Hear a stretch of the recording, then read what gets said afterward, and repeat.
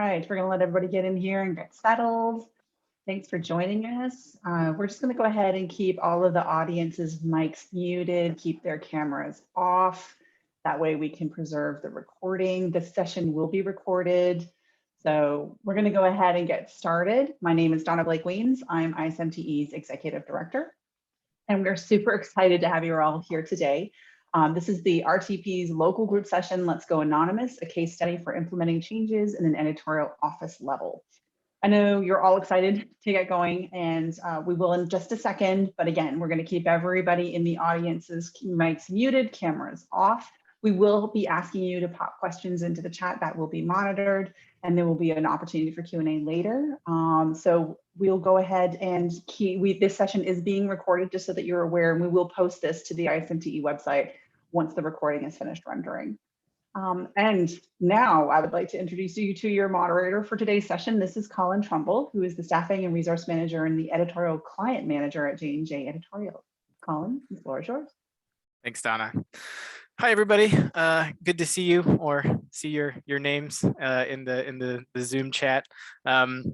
I'm really excited about the session that we have today because I think it ties in really nicely to a lot of the themes that we've talked about, specifically in peer review week, but, in the global event, and really that have, I think, colored the discussion that we've had in the last year and a half, as we've really realized a lot of the work that, can still be done in the industry to be mindful of these D&I concerns as they relate to the work that we do. I always like to talk about the sciences being, really open and inclusive. We handle papers from all over the world. Every single country has authors who submit to the journals that we manage. But we've seen some ways that we can still improve. And I think one of the really important ways that we can do that is through our responsibilities and our influence in the editorial offices that we work in.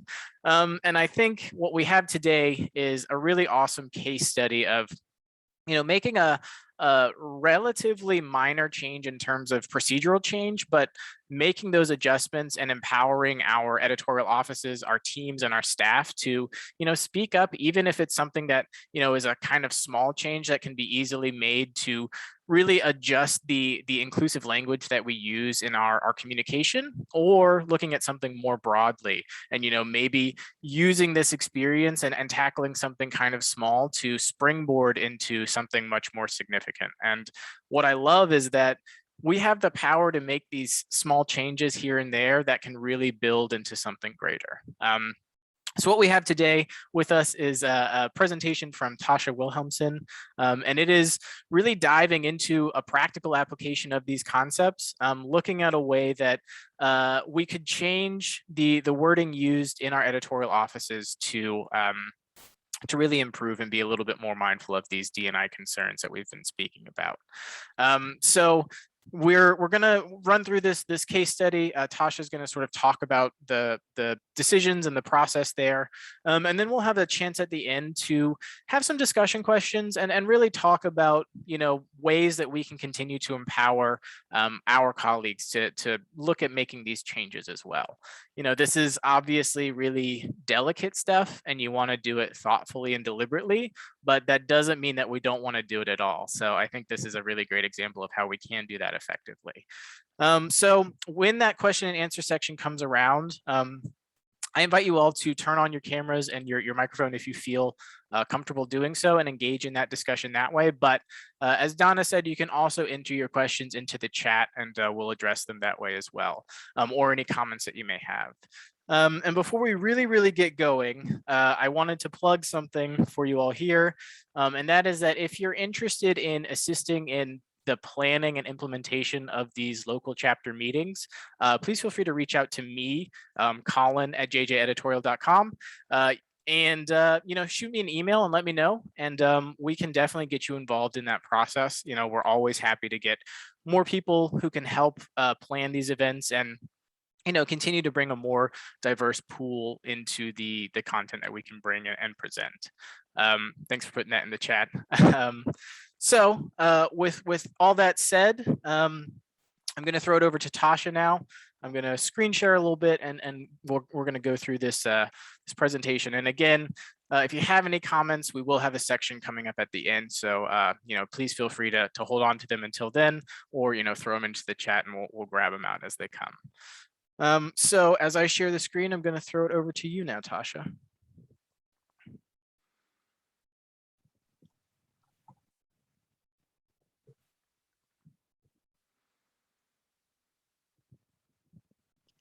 All right, thank you, Colin. So as we've discussed, the topic today is going anonymous.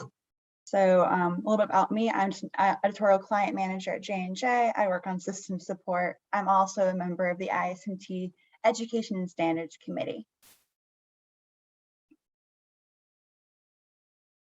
Next slide, sorry, Colin.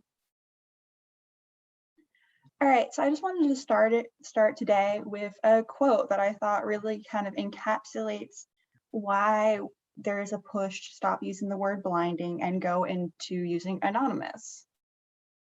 So, our language bespeaks our unconscious belief that blindness is automatically agnostic, unknowing. Whether we speak of blind trust or of trusting blindly, the symbolic foundation is the same. Our language depends on the common understanding that not seeing equals not knowing. So this quote is from Dr. Rodos. She wrote this on blindness. She was talking more in the literature sense, and how often disabilities are written into literature and used in metaphoric ways, and often kind of alienate and are really ableism, really speak of ableism.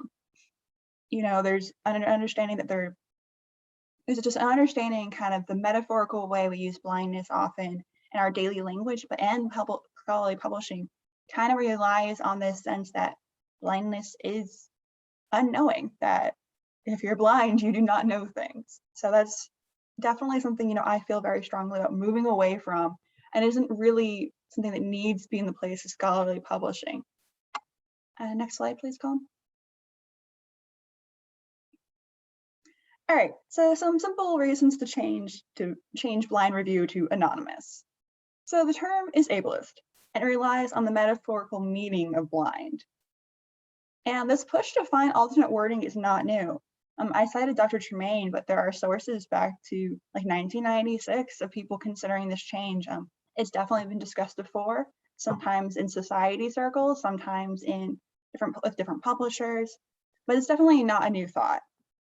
And kind of the third reason, the really practical and kind of the will duh moment for me, is that anonymous is already used commonly in other fields. Think data anonymization, or just kind of anonymizing people's information, or people are listed as anonymous. This isn't a new thought.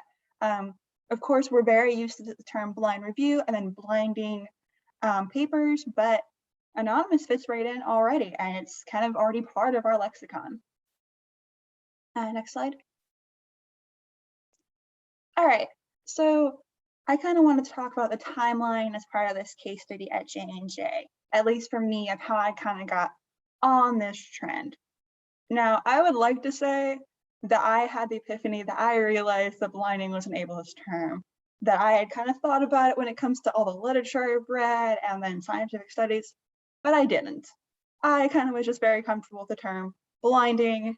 It's just what we say. It's single blind, it's double blind. I just went with it. So the awesome thing kind of was that a new hire at J&J, on one of their first days, I bet they were talking about different types of peer review, pointed out that blinding was an ableist term. Now, in the past year or so, J&J has started the Diversity and Inclusion Advisory Council, which I'm lucky to be part of the first council group on it. And kind of this comment was brought straight to the council. And during our next meeting, we discussed this, discussed the term blinding, discussed like what are the reasons to change this? How can we even make this change? And kind of what are the next steps forward?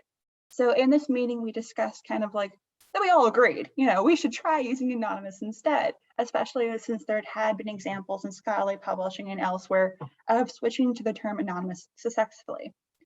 So we kind of consider, okay, what is the best avenue of presenting this information to the rest of the company? How do we kind of want to broadcast this message? So we already have a very active Microsoft Teams network. We have a lot of different channels.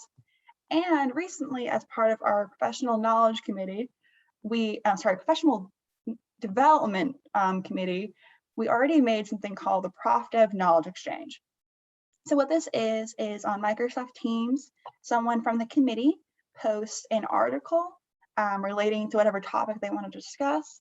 They prepare a few discussion questions, and then usually around lunchtime on a Wednesday, the whole company has a chance to discuss these questions and just respond over Teams.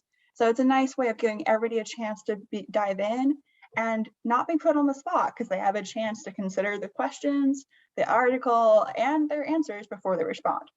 We also have a lot of people that just lurk, they just want to participate and listen in, which is great. So we decided, it'd be great to have a Prof Dev Knowledge Exchange. So I picked one of the several different articles I had perused and found talking about using the term anonymous, and I made some discussion questions. There was a lot of hype for the knowledge exchange when it was first posted on our Teams channel. Then the actual knowledge exchange happened, and there were a lot of people interested, but not a lot of responses to questions. And at first I was a little disheartened. I was like, well, this is 30 minutes of my day that I have failed at. But then it kind of became apparent that that wasn't the case. It's just, everybody felt so strongly and agreed with the change. It just made sense. So there were some conversations about future directions, but beyond that, it had already done its job. It had made people consider this change and want to expand upon it, and then just ask kind of the practical questions of how do we do this? So from there, this eventually became a topic for discussion during J&J's version of peer review week discussions, but also on an individual and a larger basis. A lot of people at J&J just kind of pushed this forward. So the recommendation was mostly for our internal work to go ahead and to switch to the word anonymous, but we all are very invested and involved with our clients and on the projects we work on. So the discussion went much farther. A lot of us updated our in-house protocols, but we also had the opportunities to talk to clients and make suggestions. So I have a unique position and a privilege of working with many of our clients directly as a client manager. So I got to talk directly to some groups who either already have D&I committees, or their publisher, their journal, their editors already want to push D&I initiatives. So I've had some great conversations about how simple it is to make this change and the reasons why, which most people already, once you explain it once, they agree with the reasons. It's just kind of how do we take this forward? So from one person mentioning at the company and feeling strongly enough to say this out loud, we went pretty far. Next slide, please. All right, so I first want to say about this list, there are many other places that have already made the switch to anonymous. There are many other resources. I acknowledge many publishers are doing this, societies and elsewhere. This is just kind of my list of things that kind of inspired me or I found in my research. So apologies for anything I missed. That is not the purpose of this slide. So first of all, I found that Taylor and Francis has a really helpful guide on types of peer review, and they directly use the word anonymous. So first of all, if you want to brush up on what is the difference between single blind, double blind, and open peer review, they have you covered in this guide. They talk about it very, precisely and really helpfully. Thank you for posting that. Just a very useful guide, and also has links to more information about peer review. But what I really love is they're just already using the word anonymous. They have it all throughout their document. And in a few places, they do clarify that, for instance, single anonymous review is also referred to single blind review. And that's it. They let context speak for itself and just use the word anonymous. And it's a great place to look if you know you want to switch, but you're kind of unsure, a little more uncomfortable about how you slip anonymous in where you used to say blind. Now, Sage, since it's one of the publishers I work with, I just want to kind of highlight this. As part of their D&I initiatives, they're also implementing the term anonymized in reference to peer review language. So they're targeting, first common places like the instructions for authors, about pages. But since I got a little sneak peek at this initiative and it was brought to the attention of one of the journals I worked on, I had fun perusing all of our pages to see, oh, here's another use of blind, there's another use of blind. and how easily we could switch to anonymous.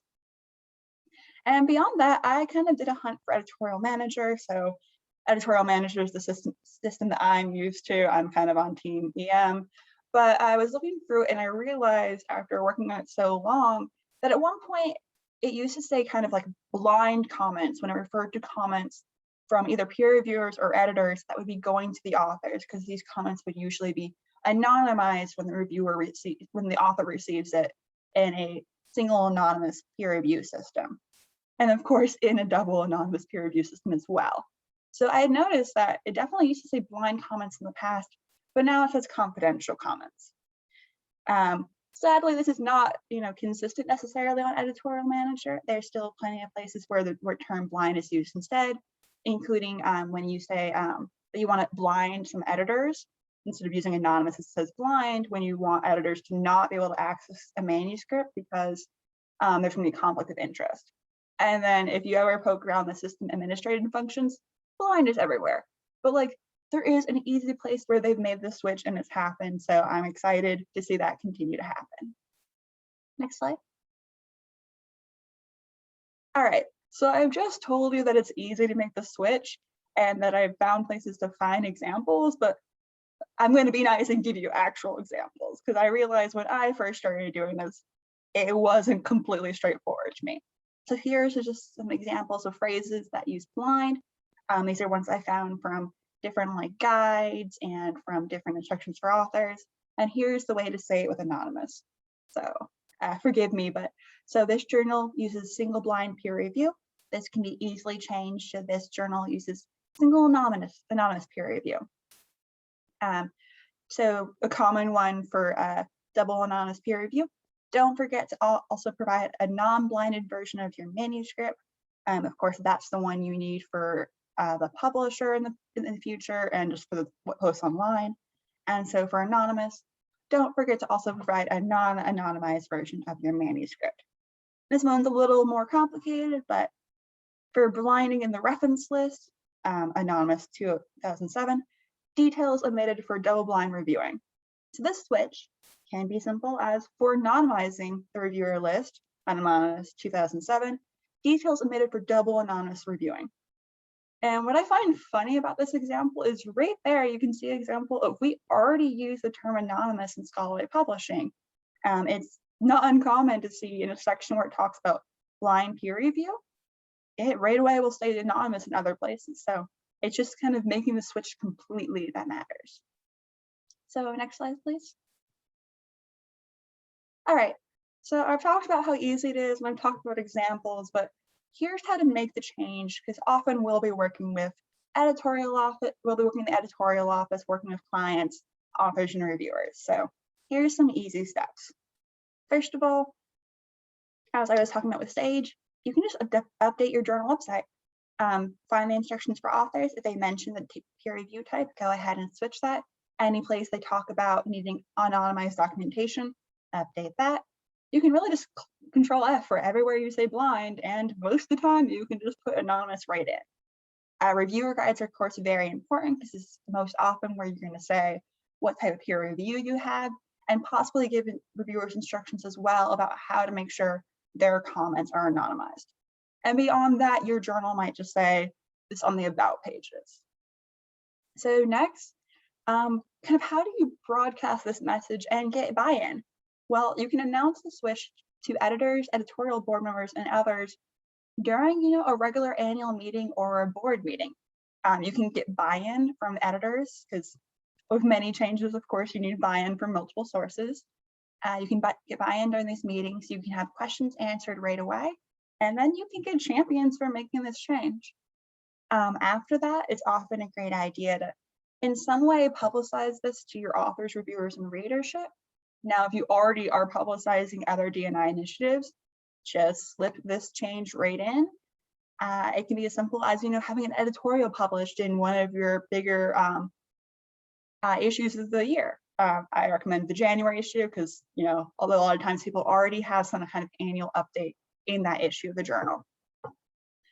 Now, the simplest one that honestly you can do on your own by yourself right away, does not need anyone else's buy-in. Adapt your email language. What I started doing even before some of my titles started talking about this on a publisher and editor level is I just changed how I wrote emails. Someone asked me if whether or not our journal was double anonymous or single anonymous. They of course used the word blind. I replied with anonymous instead. And no one had questions. It's clear from context what I mean. In other cases, I would just kind of be explaining what our peer review process. Again, I would just use anonymous. And maybe if you're kind of making sure that someone understands what you're saying, you might put in parentheses blind, but otherwise, just making the switch in your emails can go a long way to get more people more familiar with the term and just kind of get people used to it. So next, really simple, both in your everyday lives, because of course there are many metaphors for blind, and then, many metaphors that use the word blind, and of course your editorial office conversations, just switch the word anonymous. Something to keep in mind is even if people know that this is a switch that'd be good to make and kind of can get rid of some ableist language, they're not being malicious, but they might not remember to use the word anonymous. It is so ingrained that I probably have slipped up this conversation already to say the word blind instead. So it's just a matter of, you can do kind of a soft correction of people. If someone used the word blind and they've already heard the spiel, just say anonymous in your response. It's kind of like that old fashioned, when you are asked a question, you respond to the question. You in your answer, you repeat the question. Same deal. Someone asks you a question and they say the word blind, you respond with the word anonymous. Over time, you'll see their language start changing, automatically. I've seen this happen with some of my colleagues already. And I consider, I know these people, I trust these people, and I could correct them or lecture them, but sometimes it's so easy just to make your language the one that changes. And beyond that, just have patience and keep trying. Like I said, most people aren't going to be malicious. They're not doing it because, either because they've never heard of using anonymous and never thought of it before, or they're just kind of not used to the switch yet. And honestly, have patience and keep trying with yourself. I've slipped up, and honestly, there was a kind of funny, now it was not funny at the time, experience about a week before my company did like the Proactive Knowledge Exchange. I was in a team meeting. It was at the very end of the meeting. It was going really well. And then I used blind metaphorical in a metaphorical sense at the end of the meeting. And I felt pretty upset and ashamed because I'm like, wow, I'm bringing this recommendation to the company and broadcasting it in 1 week, and I can't even manage one conversation without messing up. So I felt pretty bad about it. But then I reminded myself that D&I efforts, a lot of it is you're not the expert.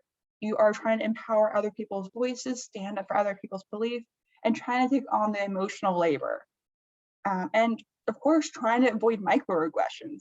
Every time someone who is blind hears, blind being used as in a metaphorical sense, that can be a microaggression. So in this situation, I just apologized to my team, and a little cheekily, I used this as a plugin for the Proactive Knowledge Exchange.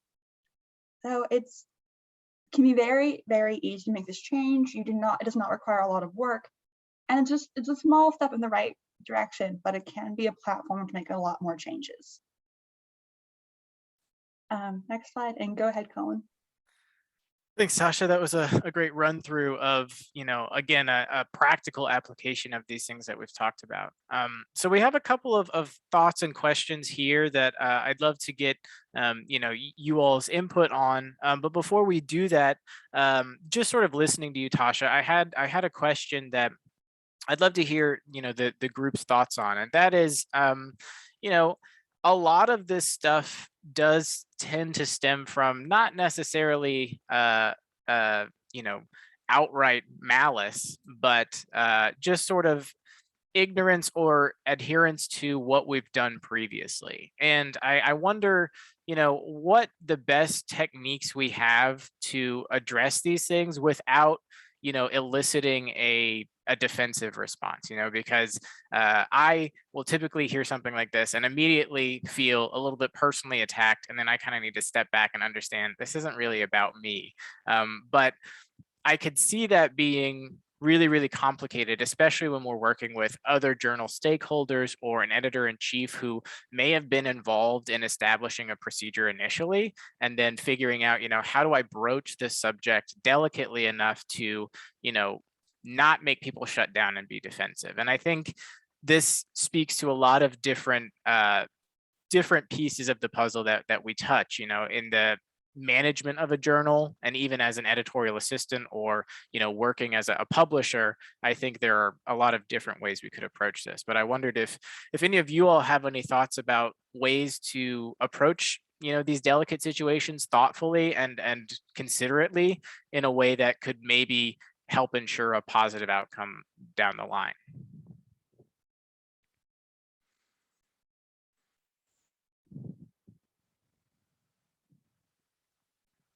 I think for me personally, and again, you all, please feel free to turn on your cameras or your mics or type into the chat. But one thing that I think has been really important for me in a position of leading an editorial office has been really making sure that you have a comfortable relationship with journal management before you really try to broach these kinds of subjects. I think having a strong rapport with an editor-in-chief or with the managing editors or journal management staff is really important, because then they can more clearly understand your perspective and know that you're trying to make a positive change for the journal overall, and that it's not coming from a place of trying to tear someone down. And I think being able to have those relationships and come from that position of trust is really going to set you off in a better place.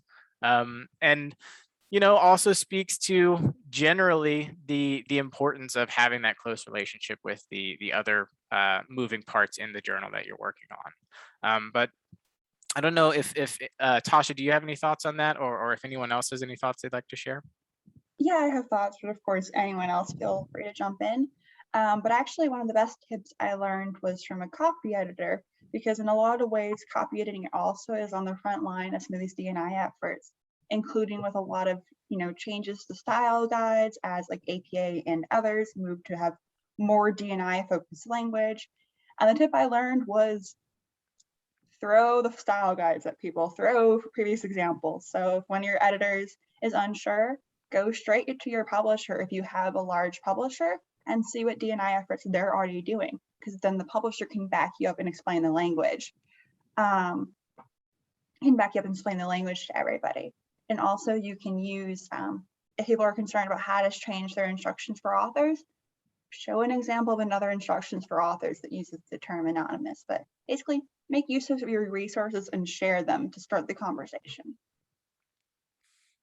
I think that's a great point, and I think ties into what was just shared in the chat, that thinking about ways that we can utilize those resources and starting sort of at that ground level and raising awareness directly with our team. And as it says here in the chat, talking about these sort of D&I best practices in our meetings with our teams and directly building that awareness in them is really, really important. And then, can start to get that momentum building. If we have an entire editorial office who's now talking about and using this language, it's a little bit easier for authors and editors to buy into that as well, I think, because they're already seeing that implementation. And I think it's right that once we're all a little bit aware of that, we can then adjust our protocols, our internal documents, or even the guidelines that we share externally, and really start to make that transition a little bit easier. But I think this ties into the first question we have here in the slide, and that is, the push to using the phrase anonymous is not new, which is a little bittersweet. It highlights that we are making progress, but what are ways that we can accelerate that progress? What are ways that we can make these changes faster? And I do think part of that is getting our own teams to buy in first, but what are other ways that we can make this more efficient and move a little bit more quickly? Or is this something that really requires that we take our time and do it really deliberately? And are those two things mutually exclusive?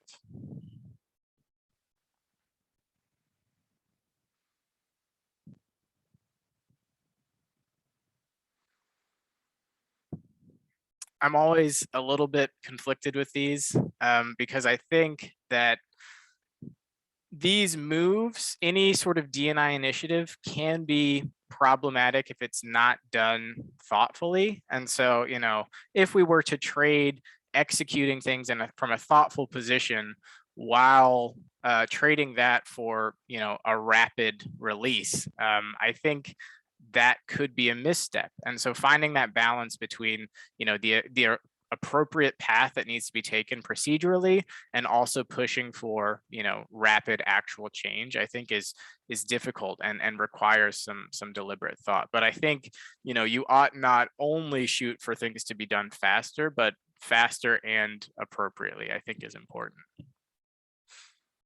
And I think that's right. In the chat, language change takes time, but just keep at it, make it official, and then keep using it in context. And I think that's exactly what you were talking about, Tasha, is, these incremental gradual changes are what will over time change the landscape in general. And I think that's really something we need to be mindful of, is that, I guess this is fairly fairly overused at this point, but it really is a marathon. It's not a sprint. And being able to achieve small accomplishments down the line that can gradually build up to something really great is what I think we have to do at an individual level.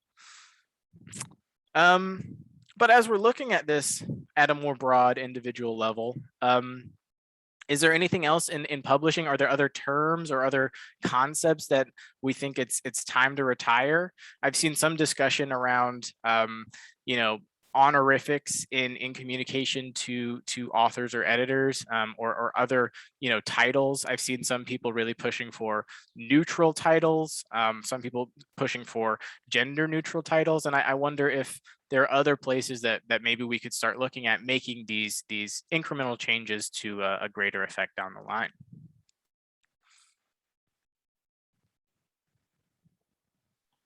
I think to your point, Colin, the idea of titles is interesting. I wonder if that's something that we should just maybe never assume somebody's pronouns at this point, and make an effort to make sure that we're practicing, I guess, the ability for people to choose their titles and choose their pronouns by including those in our email signatures, and just kind of making it known that we are open to knowing your preferences when we're communicating with authors or editors. I think that's a great one that you brought up. Yeah, and I think it's interesting that at least from my position using Paragon Plus with the American Chemical Society, it's not always immediately obvious what structural changes need to be made to allow that to happen. I could foresee a situation where we allow authors to really determine their own title and change it as they see fit, and really have that agency there. But in some cases, the options that they have are really limited. And I wonder if there's also a structural change that we need to be mindful of the technologies that we're using. Are there ways that we can adjust those to make these pursuits a little bit easier?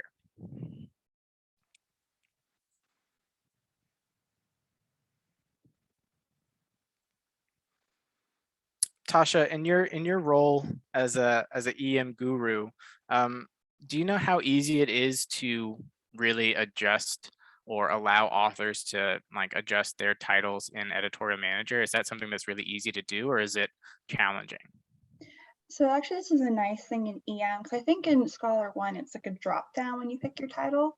In EM, it's free text. This is really nitpicky, but the one downside of it is that if people put doctor and you want to make sure every single email goes out with doctor dot, that's a problem. But otherwise, no, it's really great because people can put their signatures. You of course avoid assuming someone's pronouns, and you avoid that concern of if they're a doctor or not, or if there's just a title that better fits them. So giving people that option and having it free text, which can be, of course, the death of good data when it comes to reporting. But in this case, I think letting people pick their own and be themselves is much more important. Yeah, I think that makes a lot of sense. And Megan, I think you made a really good point that a lot of this comes down to creating the space to make this okay and to make it happen. And it can be as simple as us adding our pronouns into our signature and highlighting, you may think that I look this way, but I identify this way. And that's totally fine. And those small changes that I think continue to normalize this in the professional realm really make a big difference overall. And, it's again, not that hard to update your signature and add that, but being mindful of that can really help other people feel more included and like, you know, they can identify their pronouns as they wish as well. And I think that's really, really important. And I think again, any way that we can make that space for everyone, I think is really, really helpful.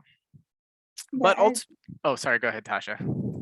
I was just going to say, I especially agree with like putting pronouns if you're comfortable, especially from a senior position. We don't want to put the effort. Something I thought about at J&J is that we started making sure we present our own pronouns when we're meeting people. But you don't want it to fall upon like the new hire on their first day to have to say, what their pronouns are and just assume like, oh, this is unusual. By putting our pronouns out there first, people can be comfortable to share them or not, but it shows we already have it. So I've been always very happy to put down she and they on my pronouns. Then I'm like, hey, feel free to talk to me.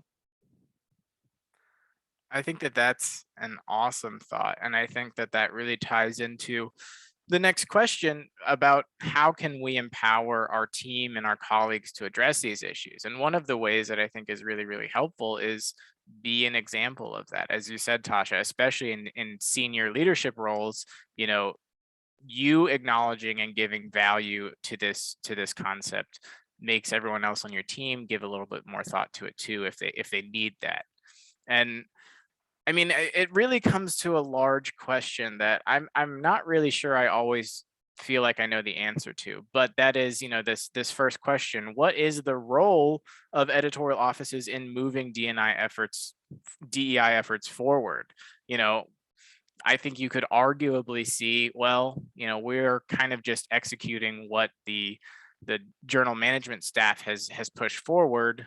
We don't really have an obligation here to do this at all. And I could see the argument there, but I think we, as the boots on the ground, kind of will be able to see these issues more readily. And I wonder what our responsibility really looks like, and how do we continue to be, ambassadors for these calls and these movements from the editorial office standpoint.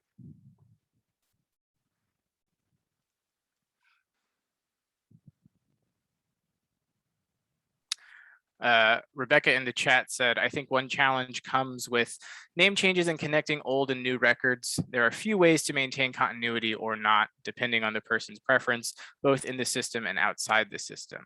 And I think that's a great point and really ties to what you're talking about, Tasha. And it's one of those where we're going to have to, I guess it's either going to require structural changes that we can be mindful of, or sort of a trade-off, understanding that maybe the data will need to be collected in a different way, but can we do that in a way that allows the agency to make the changes as they see fit, while also maintaining the data integrity that's really important, especially in the sciences where that history is really critically important. And I think that's a tricky challenge, especially in this digital world where everything is so automatically processed. It can easily get caught up. And I'm not really sure what the best answer is there. I think it could go either way. I personally think that's kind of the cost of doing business, but I could imagine the data becoming really, really confusing if we don't have a structure around it that supports this. But I'm not sure what the best way to address that is. It has been nice to see some publishers are actually making this change and making it as easy for authors as possible. Like they're already working on it. I think what might just need to come is that publishers, if they have found a good process, just share this as easily as possible. So like continually the scholarly publishing community can update it. I know there has been some, I'm not an expert on those steps, but I know there has been some work to make so that like if the name is changed in one place, the records can be updated in PubMed and other places. So it's something that's happening now, but making this as widespread and as available as possible is really what we need to go forward. Yeah, I think that's got to be right.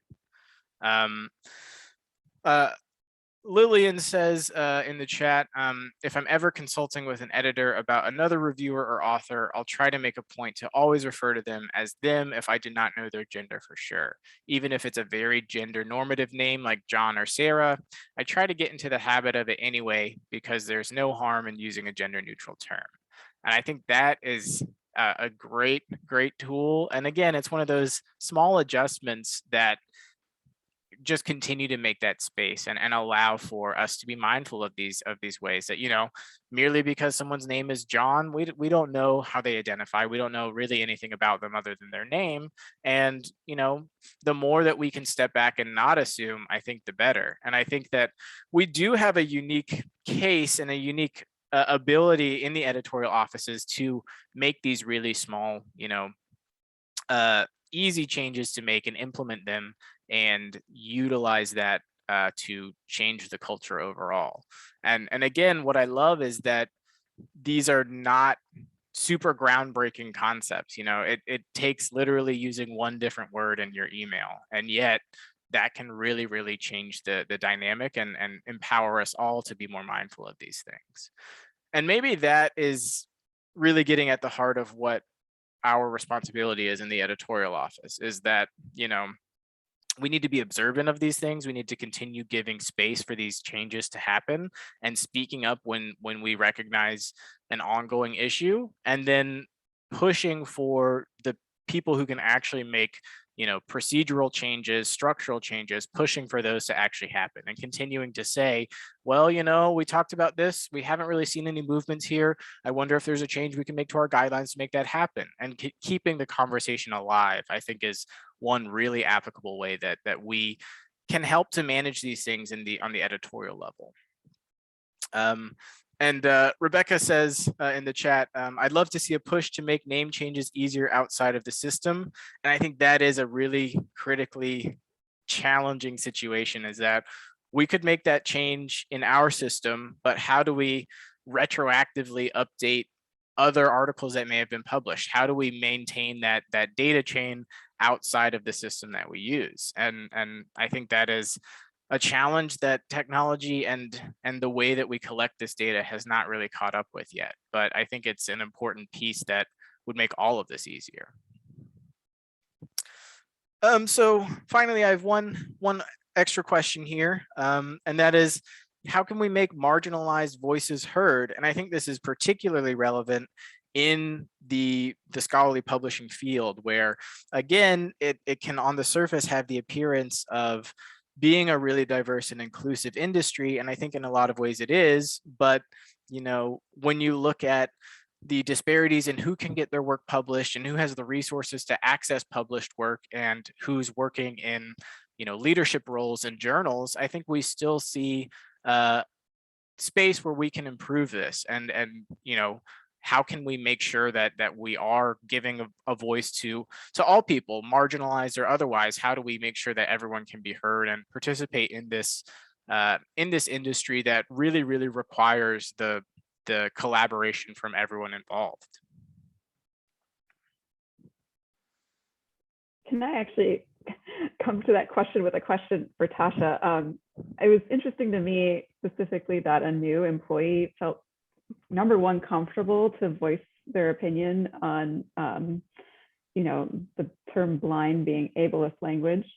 And then number two, that you actually took that comment seriously and made active changes. So I wonder if we could hear Tasha's perspective on how they created a culture where that was, number one, something a person brand new to the organization felt comfortable bringing up. And then number two, how, the kind of mentality she had to taking that seriously. Yeah, I'd be happy to speak to that. So in general, I think it's forcefully or naturally creating a space already where people are saying this is a priority. At this point, we had already made the D&I Council, but there were many people at J&J who already were really active in these conversations, either from D&I committees outside of J&J with other publishers, but it was already a conversation. And my thought process for it really is that making sure that everybody understands D&I is a priority. So when I'm in meetings with anybody at J&J, regardless of what it's about, I make sure they know I'm part of the D&I committee, so they can, you know, hear someone saying that and feel like they can reach forward. Something interesting I'd heard about another publisher's D&I is that people in the company were interested in helping out and communicating with people, but they didn't even know who their D&I officers were at the company. So that's been something that's been really, really stuck with me. So I make sure to include in conversation. As far as empowering people, just making it clear over and over and over again from the executives of the company, from anyone part of it, just that we are interested and want to hear. And J&J already has it's amazing, has a nice welcoming atmosphere, and that's definitely something we continue to foster, so people can feel like they can bring things to, you know, up for attention. I think this new hire is also just brave and, you know, outspoken, and that's awesome, but continuing to make this atmosphere something important. And beyond that, I think kind of how to make this change happen with publishers or on journals, and just what the editorial office can do and everyone can do is making D&I a set part of the agenda every time. So every team meeting I have with my the client group I work with at J&J, we talk about D&I. A lot of annual board meetings and editor meetings, we're talking about D&I, but continuing to do that to make sure that it's not like a small point on your agenda, it's a frequent point on the agenda. I really was happy with how the Global ISMTE event had a whole day for D&I. That was excellent, and I think continuing to do that, because the more you talk about it, the more people are comfortable saying, oh, this is important, we can pass this forward. And beyond that, just making time to listen to people. It's kind of one of those old things of like, if you tell someone you're interested in listening to whatever they have to say and share what you're interested in, which in my case is D&I, people are going to come forward with what their thoughts are and their thoughts for change, especially if you present a pathway for people to make these changes.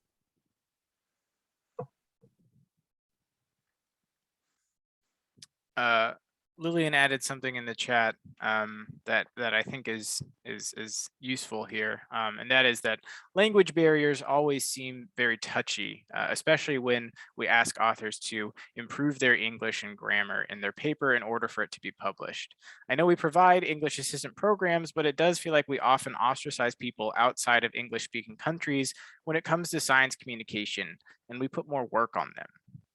And I've actually found this to be a really, really fascinating way to look at DI initiatives.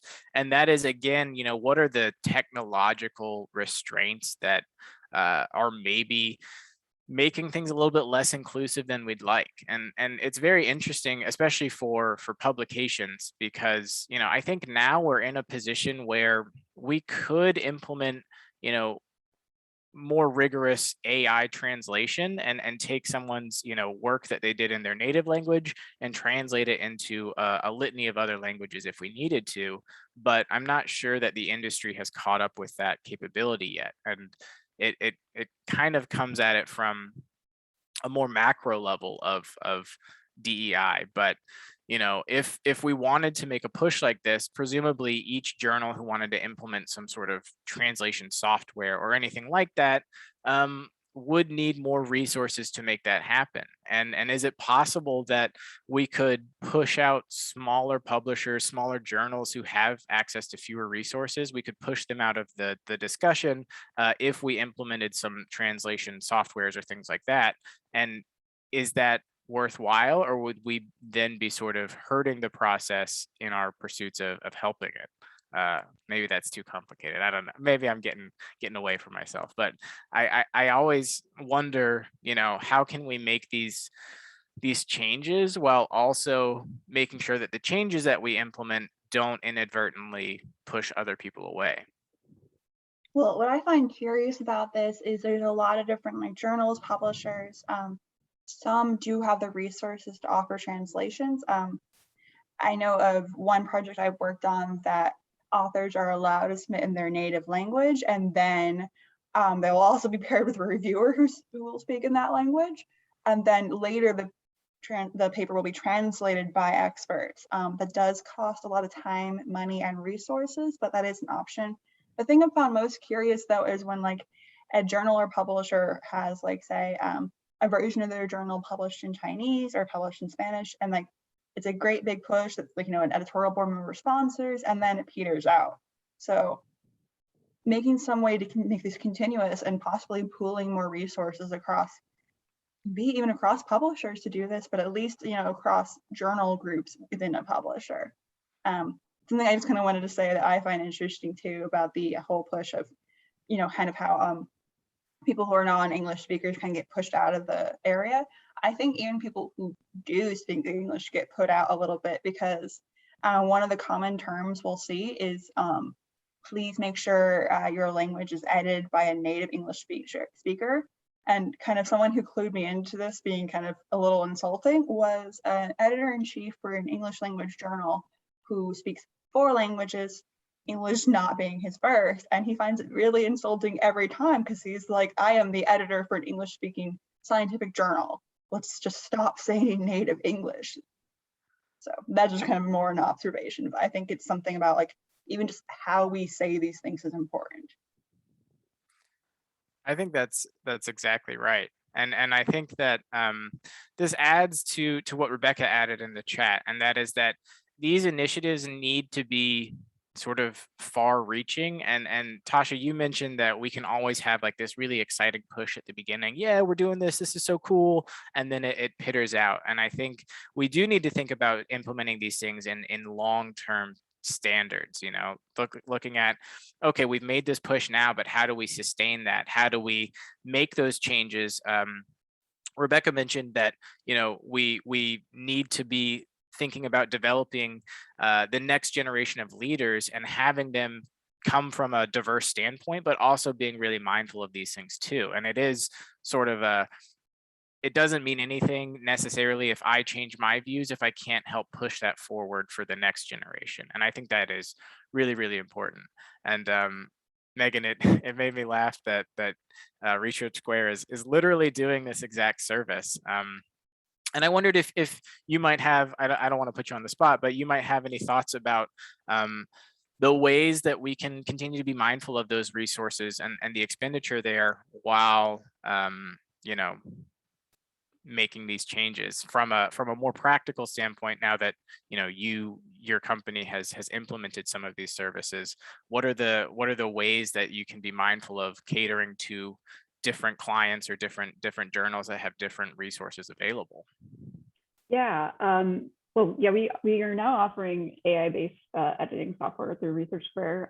It's a new product, but developed over our years of experience editing for language usage in scientific papers. But I think just being aware of what kind of options there are available to authors to polish their language usage in their papers, trying really hard to prevent desk reject based solely on language, I think is something that people in the editorial office can maybe have a little bit of influence on. And then might be out of our control, but I would love to see financial resources, maybe some kind of funding provided to especially people in countries that might not have the monetary means to have English language editing, providing them some sort of financial assistance from the journal end would be really exciting to me, and maybe even the playing field, because it's just, I don't know, it's sad that we kind of have to add this extra cost because you simply do not speak English when you're trying to publish a paper. So I think keeping those in mind and just trying to be aware of the different resources available, and maybe not always going straight to like, oh, well, we offer it through the publisher, but thinking that there's a wide variety, pointing people to different types of resources, I think might be a good idea. And any kind of financial support we could influence. Again, I know it's really hard from the editorial office to do that, but I think that would be really critical to kind of even the playing field there. I think that's really, really interesting. And I think that does highlight one thing we can do in an editorial office, which is, anytime we hear about there's a discussion with journal management or journal stakeholders about, a scholarship program or any ways that we can support authors, continuing to say, if we're sitting in on that meeting thinking, oh, well, I know of this place where some extra resources would be really, really helpful. And usually I've found that it's not necessarily that the resources aren't available, it's that they've been appropriated for something different. So if we can push for that to happen on these new topics that I think are really, really important, I think that would really help, because Megan, you highlighted something that I hadn't really thought about, but that's the full impact that this could have on authors too. And we have some authors who don't really want to, aren't in a position to pay for a front cover or supplementary cover or something like that, and adding costs onto the publication process is always a little bit challenging. And I think the more resources we can provide, the better. I think that's a really good point. So we're getting close to time here, but I wondered if any of you all have any more comments or thoughts or questions that you'd like to share. Please feel free to throw them back into the chat, or to unmute your microphone and share them verbally. But I'll leave the floor open for a little bit.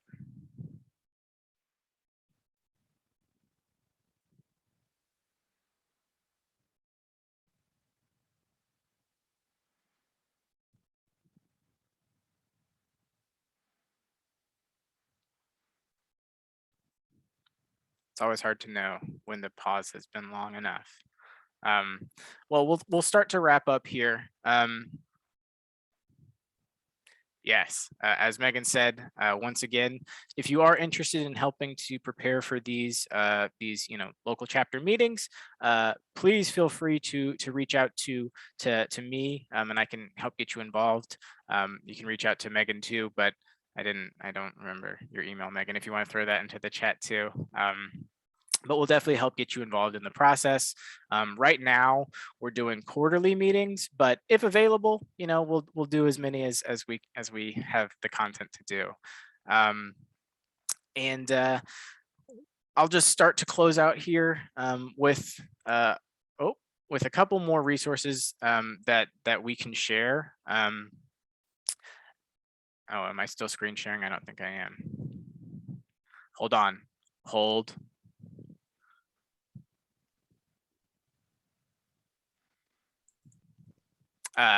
Just a couple more resources that I think, if you're interested in reading this further, there are a couple of resources here that Tasha has provided. Obviously, as she said, this is not a holistic list, but there are a couple more resources that we can keep this conversation going. So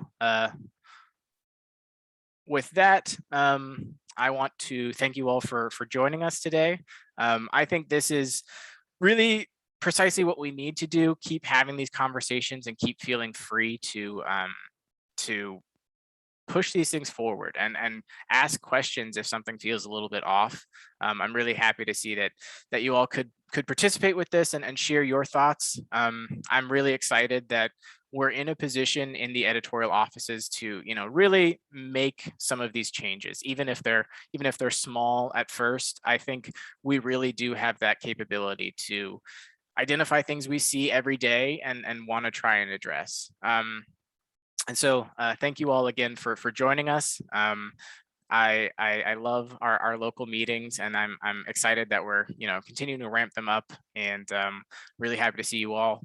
If you have any thoughts or questions, feel free to email me. And also, if we're doing plugs, as the co-editor-in-chief of EON, if you have any thoughts about any of these topics that you would like to write an article about for EON, please feel free to reach out to me, and I'll send you some details about the requirements there. We're always looking for new authors, and we would always welcome your input. But thank you all so much for attending, and thank you, Tasha, for running us through that. I thought that was a really, really excellent breakdown of the ways that we can take on this responsibility ourselves. Thank you so much for the opportunity. And it was lovely talking to all of you. All right, well, there have been a couple of extra links that Donna has added into the chat. I invite you to check out those as well. But thanks again, everyone, for joining us, and have a good weekend. It's been a long week, but we made it.